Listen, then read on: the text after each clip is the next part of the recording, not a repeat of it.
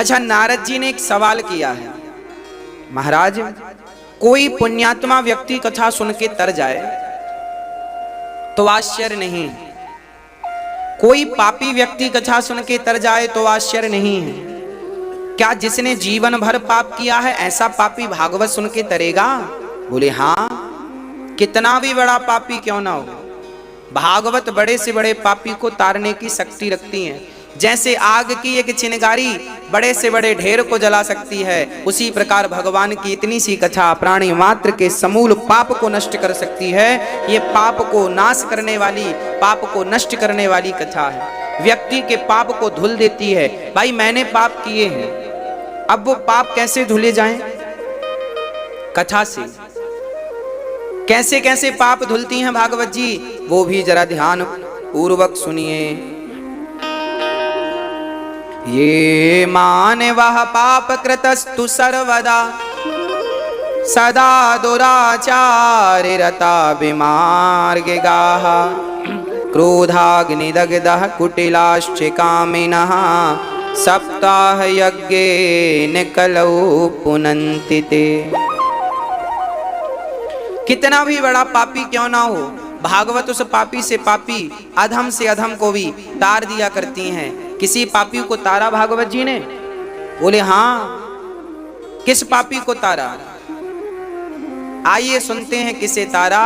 भागवत जी सबको तारती हैं। तुंगभद्रा नदी के तट पर एक गांव था। मैया जी अब ये कथा सुनिएगा, ये कथा आपकी और हमारी कथा है, बहुत ध्यान पूर्वक सुनिएगा। तुंगभद्रा नदी के किनारे के गांव था। उस गांव में एक पंडित जी रहते थे। पंडित जी का नाम था आत्मदेव। आत्मदेव पुरे तस्मिन् सर्ववेद विशारदा। सारे वेदों के ज्ञानी आत्मदेव जी रहा करते थे। अच्छा, आत्मदेव जी की पत्नी का नाम था श्रीमती धुंधली देवी। आत्मदेव जी के पास सब कुछ था, बस एक संतान की कमी थी, पुत्र का अभाव था। अच्छा, जीवन में ऐसा ही है, कितना भी हमें विधाता दे दें पर फिर भी कोई ना कोई कमियां तो बनी ही रहती। आपके पास सब कुछ होगा फिर भी कोई ना कोई कमी बनी है कि ये और मिल जाता और वो मिल जाएगा तो फिर और चाहत हो जाएगी, ये और ये मिल जाएगा तो ये और ये मिल जाएगा। पूरी जिंदगी व्यक्ति अपनी इच्छाओं की पूर्ति करते करते गुजारता है, पर अंत में परिणाम देखने में यही आता है कि इच्छाएं किसी की पूरी नहीं हुई। आत्मदेव जी की संतान नहीं थी, बहुत रोया करते थे। पड़ोसी लोग ताने मारते थे, देखो बेटा नहीं है, बेटा नहीं है। अच्छा, आज ना दुनिया ताने बहुत मारती है। आपके जीवन में कुछ ना हो तो आप to जैसे तैसे गुजर बसर कर लेंगे ना होने से, पर ये दुनिया ताने मार मार के मार डालेगी, ये नहीं है, ये नहीं है, ये नहीं। इसलिए हमें जो विधाता देते हैं उसमें ही संतोष रखना चाहिए। ज्यादा हमें हाय हाय नहीं करना चाहिए। बेटा मिल जाए तो अच्छी बात है, नहीं मिले तो अच्छी बात है। जो बेटा बेटी जिनके घर हैं उन्होंने पुत्र हमेशा ऋण चुकाने आता है। जिनके सिर पर ऋण था तो पुत्र आया, ऋण नहीं था पुत्र नहीं आया। आत्मदेव जी को इतने ताने मारे। आत्मदेव जी कहते हैं ना, आत्मदेव जी तानों को सुन सुन करके घर से निकल पड़े, माथा पीटने लगे, अब तो मैं मर जाऊंगा। तब वहां जंगल में एक महात्मा जी आए, बोले भाई आत्मदेव क्यों रो रहे हो? कथम रोदसी विप्रत्वम काते चिंतावलीयसी वदत्वम सत्वरम मह्यम स्वस्य दुःखस्य कारणम। बताओ आपके दुख का कारण क्या है? तब कहा, महाराज धिक जीवितम प्रजाहीनम धिक ग्रहम च प्रजा विना। धिक्कार है मेरे जीवन को, जो मेरा जीवन पुत्र के बिना है। मेरे घर में कोई संतान नहीं है। संत ने लाख समझाया, बेटा बेटी के चक्कर में मत उलझो, जिनके बेटे हैं उनसे जाकर हाल पूछो उनका हाल क्या है। आज सबको बेटा चाहिए, पूछो जरा बेटा क्यों चाहिए? क्या करोगे बेटों का? आपको बेटा क्यों चाहिए? अरे महाराज जी, हमारा कुल बढ़ाएगा, नाम रोशन करेगा। अरे जिनके बच्चे हैं क्या उनका कुल बढ़ा, क्या नाम रोशन हुआ? तुम भी तो किसी के पुत्र ही हो। ना तो बेटों को पाने से आज तक किसी को सदगति मिली, ना तो बेटी को पाने से सदगति मिली। जब तक भगवत प्रेम नहीं होगा तब तक सदगति संभव नहीं है। तुम बेटा बेटी 10 पैदा कर लो, कोई फायदा नहीं। इसलिए बेटों के लिए ना रोया करो। आत्मदेव जी को संत ने कहा, पूरी जिंदगी यही लगता है अब सुख मिलेगा, अब सुख मिलेगा।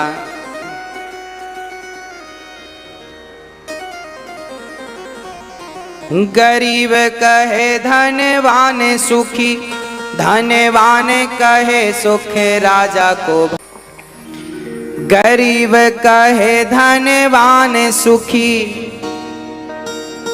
गरीब कहता है धनवान सुखी, और धनवान कहता है गरीब कहे धनवान सुखी, धनवान कहे सुख राजा को भारी। राजा बड़ा सुखी है ऐसा धनी व्यक्ति मानता है, और राजा कहे महाराजा सुखी, राजा कहता है ये महाराजा सुखी है जिसके अंडर में 20 राजा हैं। गरीब कहे धनवान सुखी, धनवान कहे सुख राजा को भारी। राजा कहे महाराजा सुखी, महाराजा कहे सुख इंद्र को भारी। महाराजा कहते हैं सबसे ज्यादा सुख इंद्र को है, इंद्र ज्यादा सुखी है। इंद्र कहे चतुरानन को सुख, इंद्र कहते हैं ब्रह्मा ज्यादा सुखी हैं। इंद्र कहे चतुरानन को सुख, चतुरानन कहे सुख विष्णु को भारी। ब्रह्मा से पूछा आप सुखी हैं? बोले ना, विष्णु जी ज्यादा सुखी हैं। इंद्र कहे चतुरानन को सुख, चतुरानन कहे सुख विष्णु को भारी। तुलसीदास विचार करे कहे राम भजन बिन जीव दुखारी। तुलसीदास विचार करे कहे राम भजन बिन जीव दुखारी। इस दुनिया में सब दुखी हैं, कौन सुखी है? बोले जो भगवान की शरणागति ग्रहण कर लिया है, जिसने भगवान से नाता जोड़ लिया है, जो भगवान की गोद में समय से चला गया, वो सुखी है। बारिश में वही बचेगा जिसके सिर पर छाता होगा, जिसके ऊपर भगवान की कृपा होगी वही दुखों से बचेगा, नहीं तो नहीं बचेगा। इसलिए भगवान की छत्र छाया में चले जाओ। भगवान की क्या मेरी माँ? छत्र छाया में चले जाओ। सबको यही लगता है। एक बार पृथ्वी को लगा मैं सबसे बड़ी, पृथ्वी बोली मैं सबसे बड़ी। तो शेषनाग भगवान बोले तुम बड़ी तो फिर मेरे ऊपर क्यों पड़ी? शेषनाग भगवान बोले मैं सबसे बड़ा। शेषनाग भगवान बोले मैं सबसे बड़ा। तो शंकर जी बोले तुम बड़े तो मेरे गले में कैसे पड़े? शंकर जी बोले फिर मैं बड़ा। तो कैलाश पर्वत बोला यदि शंकर जी आप बड़े तो मेरे ऊपर कैसे खड़े? कैलाश के ऊपर शंकर जी। कैलाश बोला मैं बड़ा। तो कैलाश बोला मैं बड़ा। तो रावण बोला कि तुम बड़े तो मेरे हाथ में कैसे पड़े? कैलाश को रावण ने उठा लिया। रावण बोला मैं बड़ा। तो बाली बोला तुम बड़े तो मेरे कांख में कैसे पड़े? तुम बड़े हो तो मेरी कांख में दबे हो। तुम बड़े कैसे बड़े? बाली बोला मैं बड़ा, मैं बड़ा। तब राम जी बोले तुम बड़े तो मेरे बाणों के सामने कैसे घायल से पड़े? क्यों पड़े? तो राम जी बोले मैं बड़ा। फिर बड़ा कौन? राम जी बड़े। पृथ्वी बड़ी नहीं शेष बड़े, पृथ्वी बड़ी नहीं शेष बड़े, जो पृथ्वी को शीश बिठाए हैं। शेष बड़े नहीं शंभु बड़े, जो शेष गले लपटाए हैं। शंभु बड़े नहीं कैलाश बड़ा, शंभु को गोद बिठाए है। कैलाश बड़ा नहीं रावण बड़ा, कैलाश को हाथ उठाए। रावण बड़ा नहीं बाली बड़ा, जो रावण को काख दबाए है। बाली बड़ा नहीं राम बड़े, जो बाली को मारे गिराए हैं। तो राम बड़े नहीं भक्त बड़े, तो राम जी बड़े ना, तो राम बड़े नहीं भक्त बड़े, जो राम से काम कराए हैं। राम बड़े नहीं भक्त बड़े, जो राम से काम कराए। गोपियां कहती हैं नाचो, तो भगवान नाचने लगते हैं। दुनिया को नचाने वाले भगवान ताही अहिर की छोहरियां छछियां भरी छाछ पे नाच नचावे। जो दुनिया को नचाता है आज उसी को आज गोपियों ने नचाया है, उसी भगवान को भक्तों ने नचाया है। सबसे बड़े भगवान है, पर भगवान से बड़े भगवान के भक्त हैं। ये भगवान का बड़प्पन है, जो भगवान अपने भक्तों को बड़ा कह देते हैं और कर देते हैं। ऐसे भगवान, ऐसे भगवान जो सबसे बड़े हैं। आत्मदेव तुम पुत्र के लिए क्यों रो रहे हो, ऐसे भगवान की शरण में क्यों नहीं जाते। महाराज मुझे तो बेटा चाहिए। आत्मदेव जी ने रटना लगाई, बेटा बेटा बेटा। ठीक है बेटा चाहिए, लो बेटा। पत्नी को फल खिलाया, एक संत जी ने फल दे दिया, लो अपनी पत्नी को देना, बेटा होगा। अच्छा हाँ, फल लेकर के चले। आत्मदेव जी ने अपनी पत्नी श्रीमती धुंधली को फल दिया, बोले लो फल खाने से बेटा होगा, महात्मा जी ने कहा है। अब फल दिया और धुंधली ने वो फल खाया नहीं, वो फल खिला दिया गाय को। और धुंधली की बहन का बेटा धुंधली ने खरीद लिया, नाम रखा धुंधकारी। गाय को बच्चा हुआ तो नाम रखा गौकर्ण। दोनों बड़े हुए कि यत कालेन तौ जातौ तरुणौ तनया बुभौ। गौकर्णः पंडितो ज्ञानी धुंधकारी महाखलः। धुंधकारी बड़ा दुष्ट व्यक्ति बना और गौकर्ण जी बड़े उच्च कोटि के पंडित बने।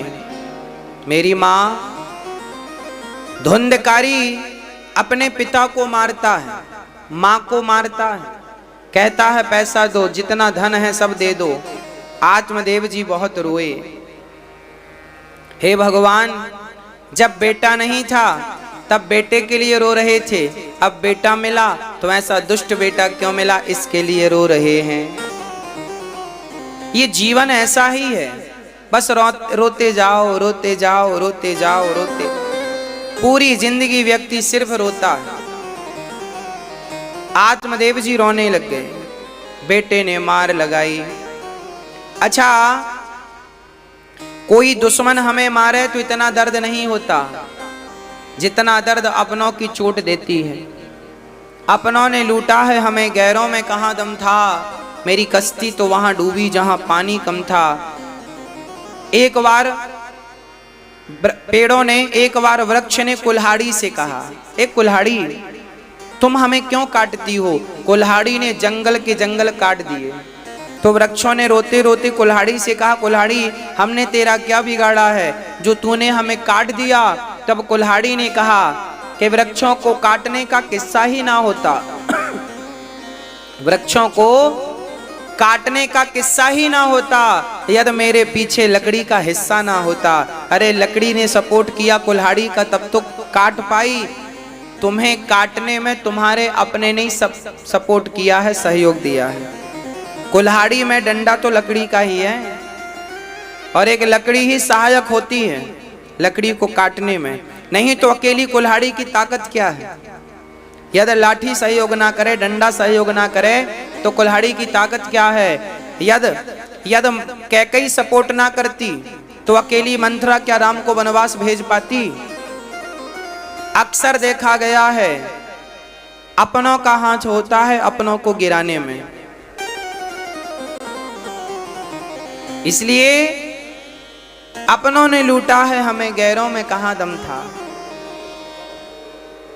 आप भी सावधान रहा करो अपने मन से। अपनों से मतलब है अपने मन से। आपको जब जब परेशान करेगा, आपका जब जब सत्यानाश करेगा तो आपका अपना मन ही सत्यानाश करेगा। ये मन जो है ना, ये हमारा अपना ही तो है और ये हमारी बात सुनता ही नहीं, मन वश में नहीं है। सारी दुनिया हमारे वश में है पर हमारा मन ही हमारे वश में नहीं है। इसलिए अपने मन को वश में करो, नहीं तो ये आपको बहुत नचाएगा। और इसी के कारण यदि आप मारे जाओगे तो केवल इसी के कारण। इसलिए मन को साधो और मन भगवान में लगाओ। आज आत्मदेव जी को बेटे ने मारा, दूसरों ने मारा होता तो दर्द सहन कर भी लेते, पर अपनों ने मारा है। अपनों का तो फेंका हुआ पुष्प भी पत्थर से ज्यादा चोट देता है, इसलिए अपनों ने चोट दी है। आत्मदेव जी के बेटे ने मारा है। आत्मदेव जी घर से निकल गए, रास्ते में गोकर्ण जी मिल गए और गोकर्ण जी ने बढ़िया सा ज्ञान दिया है। वो ज्ञान क्या है, आपके कितने काम का है, वो जरा सुनाता हूं, ध्यान पूर्वक सुनिएगा। देहे स्थिमांस रुधिरे भीमतिं त्यजत्वं जाया सुतादिषु सदा ममतां विमुञ्च पश्यानिशं जगदिदं क्षणभङ्गनिष्ठं वैराग्यरागरसिको भवभक्तिनिष्ठः। ये हमारा शरीर आज जिस शरीर पर लोग आसक्त होते हैं,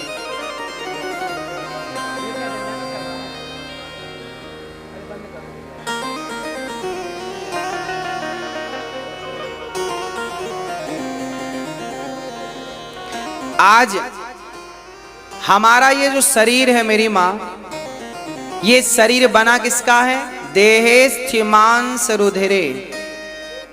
हमारा शरीर हड्डी, मांस, रक्त, इन सब चीजों से मिलकर बना है।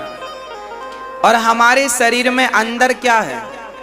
बाहर से परमात्मा ने डेंटिंग पेंटिंग पुट्टी कर रखी है, अंदर जरा झांक कर देखो, सिवा दुर्गंध के, सिवा कचरे के, मल और मूत्र के कुछ नहीं है शरीर में। जरा शरीर की चमड़ी उतार कर देखो क्या है, पर व्यक्ति इस चमड़ी के पीछे भागता है, इस चमड़ी के पीछे भागता है, कहता है ये मेरा बेटा है, ये मेरी पत्नी है, ये मेरा परिवार है। बुढ़ापा आ गया पर फिर भी अभी तक भोगों से मन हटा ही नहीं। यह प्राणी पूरी जिंदगी भोग भोगता है पर फिर भी मन भोगों से हटता नहीं। क्यों नहीं हटता? क्योंकि चमड़ी ने इतना आकर्षित कर रखा है प्राणी मात्र को। इसलिए आप भी शरीर का मोह मिटाइए। गोकर्ण जी कहते हैं, पिताजी आप कहते हो ये मेरी पत्नी है, ये मेरा पुत्र है, ये मेरा परिवार है। अच्छा एक बात बताओ मैया जी, ओ मेरी माँ, बात समझ में आ रही है? एक बात बताओ, इस संसार में आपका बेटा, आपकी बेटी, आपका पति, आपकी पत्नी, क्या ये सब चीज आपके ही हैं? हाँ कि ना? अच्छा, आपके यदि हैं तो आप साथ ले जाओगे कुछ? नहीं। तो फिर आपका क्या है इस धरती में? मुझे आपका बताओ। सवाल आपसे है, बताओ आपका इस धरती में क्या है? बोलो। कुछ भी नहीं। तो फिर किस लिए रो रहे हो? फिर किस लिए पागल हो? फिर किस लिए भाग रहे हो? जब कुछ भी नहीं है तो भागना क्यों? ठहराव क्यों नहीं है? शांति क्यों नहीं है? आनंद क्यों नहीं है? क्यों जीवन में कष्ट है? क्यों जीवन में दुख है? क्या पाना चाहते हैं आप? किस तरफ भागना चाहते हैं आप? पत्नी की तरफ, पुत्र की तरफ? मत भागिए। ना तो पत्नी आपकी है, ना बेटा आपका है। अरे बेटा बेटी पति पत्नी छोड़ दो, ये शरीर भी मेरा नहीं है। हाँ या ना? क्या ये शरीर मेरा है? अरे भाई, जब मैं जाऊंगा तो मेरा शरीर पड़ा रहेगा, लोग अर्थी पे बांध करके ले जाएंगे और चिता पे रखकर जला देंगे। मेरा तो शरीर भी नहीं था जब मैं गया, तो मैं तो अपना शरीर भी छोड़ के गया। हाँ या ना? गया। मेरे शरीर पर भी मेरा अधिकार नहीं है। होए तो बता दो। आपके शरीर पर भी आपका अधिकार नहीं है, और आप बातें करते हैं कि ये पत्नी मेरी, पति मेरा, बेटा मेरा, सब मेरा। अरे आपके शरीर पर ही आपका अधिकार नहीं है, तो आप क्या कहेंगे? किसे कहेंगे ये मेरा है? इसलिए कहता हूं अभी भी वक्त है, कह दो कि मेरे तो गिरधर गोपाल दूसरो ना कोई। एक भगवान को छोड़ करके कोई मेरा नहीं है, कोई हमारा नहीं है। ये शरीर भी हमें तो किराए से मिला है।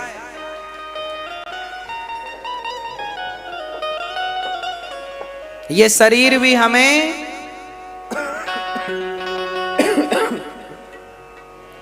कोठरी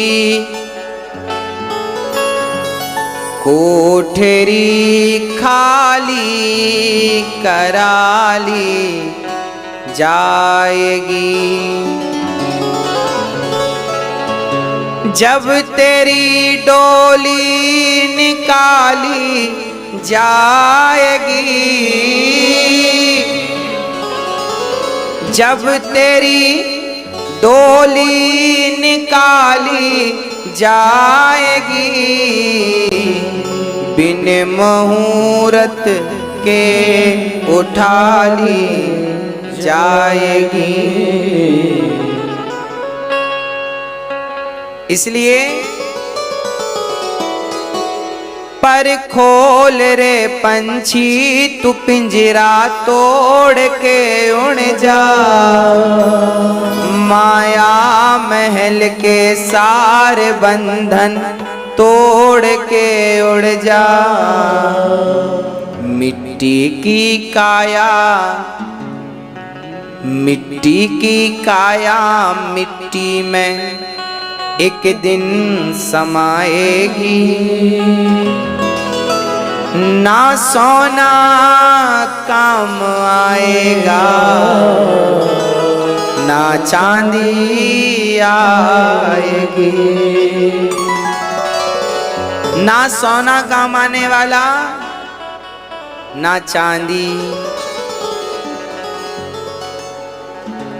पर खोल रे पंछी, तू पिंजड़ा तोड़ के उड़ जा, माया महल के सारे बंधन तोड़ के उड़ जा। मिट्टी की काया मिट्टी में एक दिन समाएगी, ना सोना काम आएगा, ना चांदी आएगी। ये सब छोड़ कर जाना पड़ेगा और हम कुछ दिनों के यात्री हैं यहाँ पर। ऐ मन मुसाफिर निकलना पड़ेगा, ये काया कुटी घर खाली करना पड़ेगा। कहते रहे ये घर मेरा, कहते रहे ये सब मेरा, तुम्हारा शरीर भी तो धरा रह गया। इसलिए अभी अज्ञानता मत दिखाओ, अज्ञानियों की तरह मत जियो। यह मानो कि मेरे तो भगवान हैं बस। नाता एक राम जी से दूजा नाता तोड़ दे, आशा एक राम जी की दूजी आशा छोड़ दे।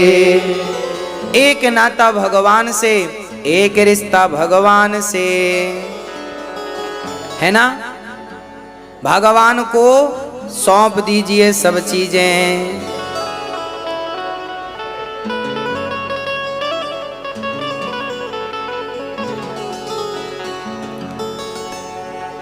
हमने अब जगा दिया आपको, अब सो मत जाना। ऐ मन मुसाफिर निकलना पड़ेगा, काया कुटी घर खाली करना पड़ेगा।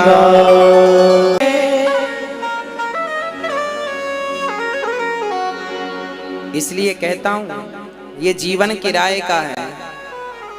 हम सब किराए की झोपड़ी में हैं और किराए के मकान में रहो तो अपना मत समझो, ये समझो ये सब भगवान का है। संपत्ति सब रघुपति के आही। गलत तब हो जाता है जब हम अपना मान बैठते हैं, ये मेरा है ये कह देते हैं। प्रिय भक्तों, गौकर्ण जी ने ज्ञान दिया है। आत्मदेव जी घर परिवार छोड़ करके निकल गए। हाँ, सब त्याग दिया और आत्मदेव जी ने भागवत जी के 10वें स्कंद का पाठ करके अपना कल्याण कर लिया। तब जाकर धुंधकारी ने अपनी मां को मारा, मां को सताया तो मां कुएं में कूद के मर गई। धुंधकारी ने मां को मारा, पिता को मारा और वह वैश्याओं को लाकर के अपने घर में रख लेता। एक दिन वैश्याओं ने धुंधकारी का गला दबा दिया। धुंधकारी की 5 पत्नियां थी, 5 इच्छाएं, 5 ज्ञानेंद्री। इन 5 ने गला दबाकर मार डाला। धुंधकारी प्रेत बना। जो व्यक्ति अपनी मां को, पिता को सताता है वह व्यक्ति प्रेत बनता है। इसलिए अपने माँ बाप की सेवा किया करो, माता पिता को ना सताया करो।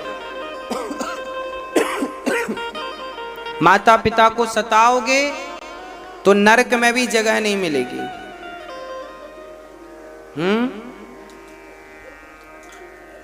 इसलिए धुंधकारी प्रेत बना और भूत बन के घूमने लगा चारों तरफ। गौकर्ण जी आए तो उनके सामने प्रेत बन के गया। गौकर्ण जी ने पानी जल छिड़क के कहा कौन है? तब रोते हुए कहा अहम भ्राता त्वदीयोऽस्मि धुंधकारीति नामतः। मेरा नाम धुंधकारी, आपका भाई हूं। अरे तुम्हारा उद्धार नहीं हुआ, मैंने तुम्हारे नाम का गया में श्राद्ध कर दिया। धुंधकारी बोला गया श्राद्ध सतेनापि मुक्तिर्मेना भविष्यति। 100 बार मेरा गया में श्राद्ध करो, पिंडदान करो तो भी मेरा उद्धार नहीं होगा। कोई छोटा मोटा पापी हो तो उद्धार भी हो जाए। जिस व्यक्ति ने पाप किया है ऐसा व्यक्ति यदि मुक्त होता है तो केवल श्रीमद् भागवत की कथा सुन के से पापियों की मुक्ति होती है, पापियों की सदगति होती है। गौकर्ण जी ने कहा अब मैं क्या करूं? तब सूर्य भगवान ने रास्ता बताया, बोले धुंधकारी को भागवत सप्ताह श्रीमद् भागवतान मुक्ति सप्ताह वाचनम कुरु, भागवत करवाइए तब जाकर इसकी मुक्ति होगी। इसलिए हम आपसे कहा करते हैं कि आप भी अपने पूर्वजों के नाम से एक पाठ जरूर बिठा लिए भागवत जी का, ताकि उनका यदि किसी कारणवश उद्धार नहीं हुआ, मुक्ति नहीं हुई, तो भागवत श्रवण करने मात्र से उनका उद्धार हो जाएगा। और जब उनको सदगति मिलेगी तो आपको शांति मिलेगी। आपके जीवन में जो पितृ दोष है उससे आप मुक्त हो जाएंगे सदा सदा के लिए। आज से ही श्रीधाम वृंदावन में जहां भागवत जी के पाठ बैठे हैं, वहीं आगे से 24 तारीख से फिर भागवत जी के 108 पाठ बैठेंगे, 108 पोथी बैठेंगी। लोग बहुत अब लोगों को उसका लाभ मिलने लगा है। भागवत जी करवाने से उनके घर के रुके हुए काम, उनके घर में शांति, उनके पूर्वजों की मुक्ति हो गई, होने लगी, फीलिंग करने लगे, महसूस करने लगे कि हाँ कुछ अच्छा हुआ है, पॉजिटिव हुआ है। ये भागवत का चमत्कार है। इसलिए आप भी 24 तारीख से होने वाले पाठ में आप भी जुड़ सकते हैं, यदि आप अपने पूर्वजों का कल्याण चाहते हैं तो। प्रिय भक्तों, धुंधकारी ने अपनी मां को मारा है और मां कुएं में कूदकर मर गई। जीवन में कभी पुत्रों को चाहिए कि वो सदा अपनी मां की सेवा करें, मां का अनादर, अपमान, तिरस्कार ना करें। मां ईश्वर का स्वरूप है। इस दुनिया में हर चीज मिल जाएगी पैसों से, माता पिता ही तो नहीं मिलते, इसलिए सेवा किया करो। अच्छा, आप लोग अपनी मां के पांव दबाते हैं? जितने बच्चे बैठे हैं वो बताएं मेरे से, आपने अपनी मां के पांव दबाए? आखिरी बार कब? अपने मां के पांव दबाया करो, अपने मां की चरणों की सेवा किया करो। मां चलता फिरता भगवान है, बोलता बतलाता भगवान है। इस भगवान से बढ़िया कोई भगवान होता है मैं तो नहीं जानता। इसलिए अपनी माँ का दिल ना दुखाओ, अपने माँ बाप का तू दिल ना दुखा।